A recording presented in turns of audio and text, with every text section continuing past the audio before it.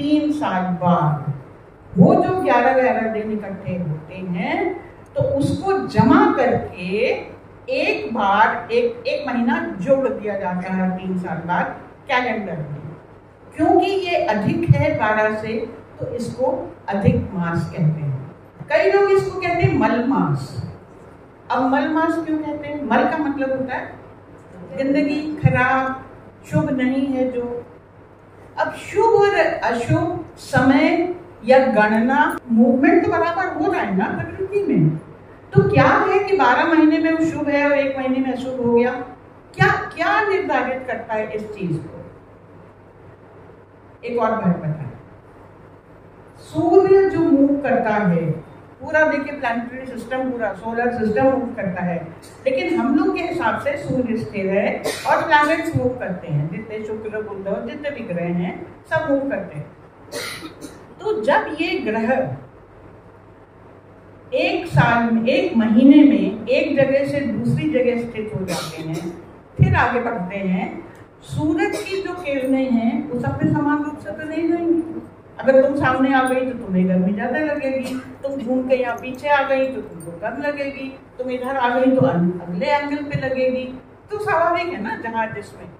तो ये ग्रहों के मूवमेंट को जो सूरज के इधर इधर इधर इधर 12 महीने में मूव करते हैं उसको गोचर कहते हैं। गो मने प्रकृति में, चर मने चलना, वो मूव करते हैं, गोचर करते हैं।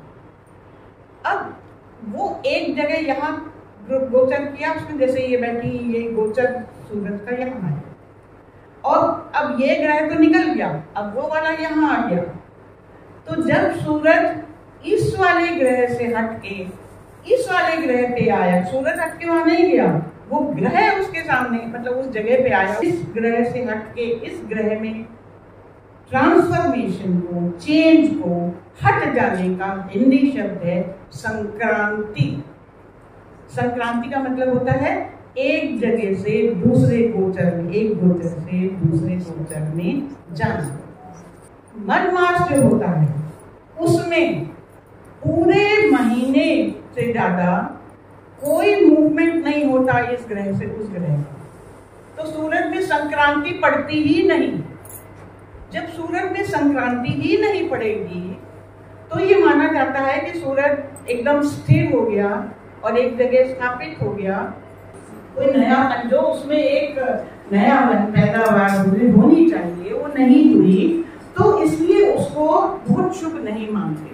क्योंकि जब सूरज की और हर महीने बाद संक्रांति, हर महीने आती है, हर महीने बाद आती है। सबसे बड़ी संक्रांति जनवरी में, जिसको जनवरी कहते हैं, उस समय आती है, जिसको कि मकर संक्रांति, तब उसको कहते हैं कि सबसे बड़ी ये संक्रांति है और बड़ा शुभ माना जाता है।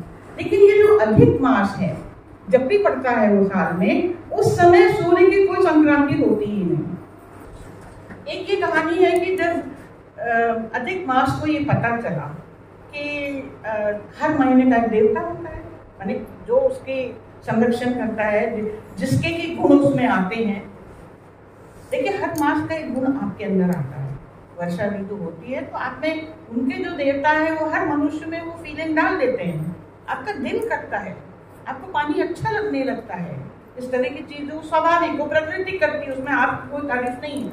अधिक मास आया तो उसने कहा कि कोई मुझे अपना भी नहीं रहा है, कोई मेरा देवता ही नहीं है, कोई देवी देवता। सबके पास गई कि भाई देवी की भाई मुझे कौन अपनाएगा, मेरे गुरु कौन है, मुझसे सबने मना कर दिया। तो भाई तुम तो एक्स्ट्रा हो, अभी हो, कल नहीं हो, फिर 3 साल बाद आओगी, हम नहीं देते तुमको। तो वो बड़ी दुखी हो गई। वो विष्णु जी के पास गई, उसने कहा कि हम बड़े दुखी हैं, कोई देवता हमको मिलता ही नहीं। तो विष्णु जी से कहा कि चलो, अरे नहीं ऐसी क्या बात है, हम चलते हैं, चलो गोलोक चलो। गोलोक में विष्णु जी स्वयं कृष्ण रूप में स्थापित थे। तो पूछा कृष्ण ने, कैसे आई हो तुम अधिक मास? बोली क्या करें, हमको कोई अपना जाना जाएगा, मैं अपना नाम भी तुमको दे रहा हूँ, पुरुषोत्तम।